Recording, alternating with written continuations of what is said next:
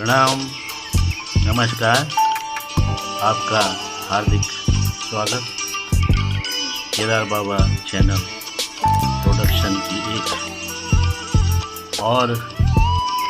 एक आध्यात्मिक चर्चा के साथ आपके सामने उपस्थित हो गया हूँ।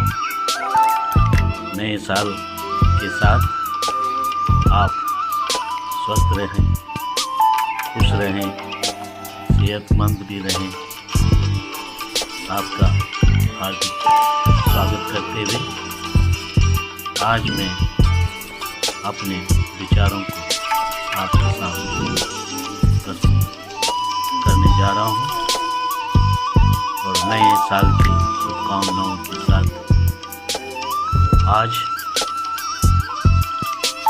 मैं एक आध्यात्मिक चर्चा कि जब तक प्राण तन में है तभी तक शरीर है।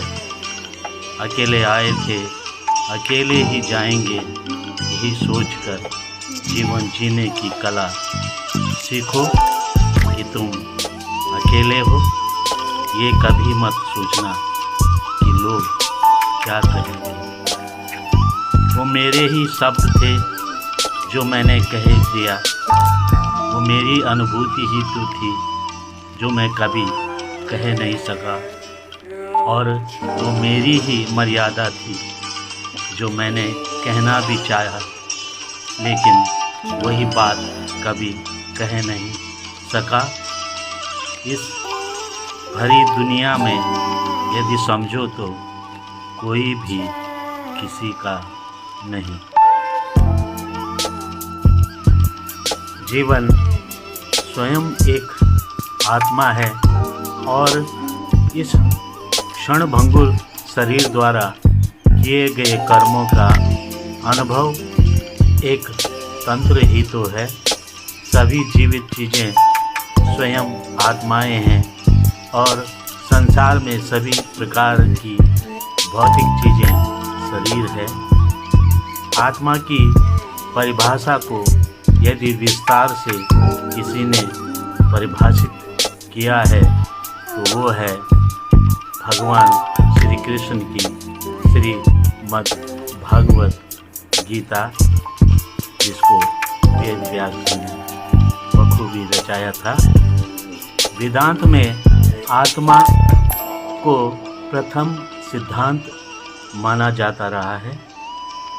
अध्यात्म में आत्म भाव वाली भक्ति हमें सत्य, चित्त और आनंद की अनुभूति और सहन शक्ति की मर्यादा और साथ ही वास्तविक अनुभव की शक्ति देती रही है।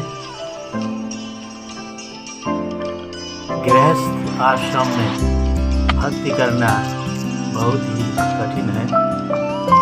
गृहस्थ आश्रम में सहज रहने से ज़्यादा तो सहज जीवन हिमालय के धाम में प्राकृतिक गुफाओं में रहना ही बताया गया है, क्योंकि जितने भी महापुरुष यानी साधु संत हुए पहली शरण देवात्मा हिमालय का निवासी रहा।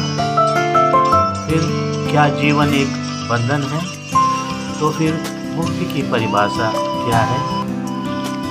जीवन में कुछ पा लेना या स्वयं को खो देना।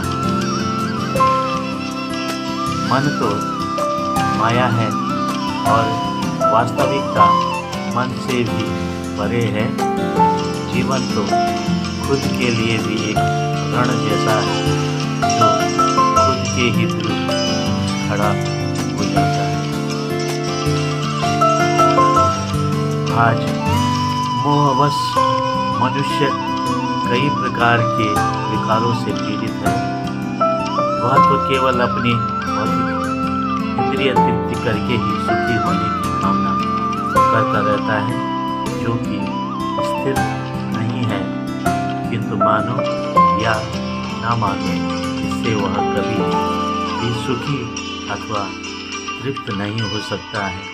केवल एक मन ही तो है जो सभी के पास मनन के लिए होता है, मगर शरीर को ऊपर उठाने के लिए एक बल होता है जिसे मनोबल कहा गया है।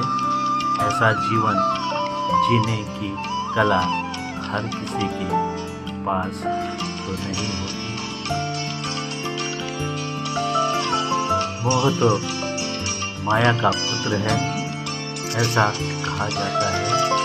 ईश्वर से बुद्धि और भक्ति की याचना करते समय माया बीच में आ जाती है।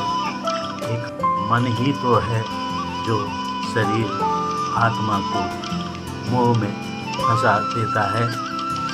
सोच का प्रभाव मन पर और मन का प्रभाव तन पर बढ़ ही जाता है। मन को ऊपर उठाने की कला को ही मनन कहा गया है। मैं भगवान को ढूंढ रहा हूँ। मनुष्य का जन्म और मृत्यु का बंधन ऐसा कि भगवान को मंदिर में, पहाड़ में, मैदानों में, सागर में, आकाश में, पाताल में, सब जगह ढूंढने निकल पड़ता है, पर न वो तो दिखाई देता है और नहीं कभी मिलता है। क्यों?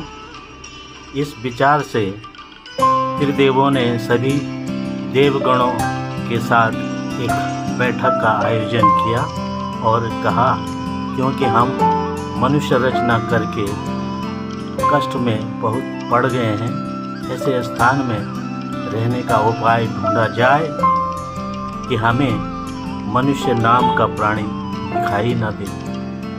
कोई न कोई शिकायतों को लेकर हमारे पास आता है, जाता रहता है। उनके कर्म फलों के अनुसार ही तो हम सब मिलकर उन्हें फल के अनुसार, कर्मों के अनुसार फल देते ही तो आ रहे हैं।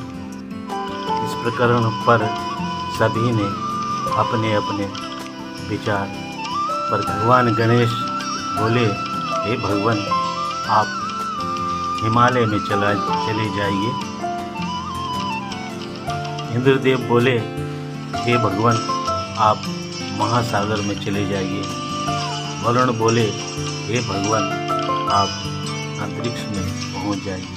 भगवान बोले, मुझे ऐसी शांत जगह दो, क्योंकि ये मनुष्य प्राणी नभ, जल, थल सभी जगह पहुंच जाएगा, तो मुझे ऐसा उपाय बताएं ताकि मैं शांति से रह सकूं। भगवान सूर्यदेव कहे, भगवान, आप ऐसा कीजिए कि आप इस मनुष्य के हृदय, उसकी आत्मा में ही बैठ जाए। आत्मा में पुनः आपको दिखाई देगा, न आपसे कुछ मांगेगा। ये बात भगवान को उचित लगी और वो मनुष्य के हृदय में बैठ गए। मनुष्य को जब कभी दुख, मुसीबत, कष्ट होता है तो भगवान को ही याद करता है और भगवान को ही याद करने लग जाता है। परेशानियां गिनाते बैठ जाता है, लेकिन मनुष्य ऐसा है कि भगवान के हृदय रूपी मंदिर में बैठे हुए भी नहीं देख पाता है। एक शब्द आता है परमात्मा, जिसमें हमें जीने का आधार मिलता है। भगवान गुणवाचक है, जिसका अर्थ है जिसे ध्यान करने का मन करता हो वही भगवान होता है। वास्तविकता के बिना भी जिस किसी की आत्मा में प्रतीति होती है, उसी को माया समझना। मन, शरीर और आत्मा का संतुलन सांसों की माला में का हमें योग ही अमूल्य जीवन और ध्यान जीने का कराती है, मौका देती है। हर आती जाती सांस हमें इस अनमोल जीवन को जीने का मौका देती चली आ रही है। मन, शरीर और आत्मा का संतुलन ही योग है। मन, शरीर और आत्मा का संतुलन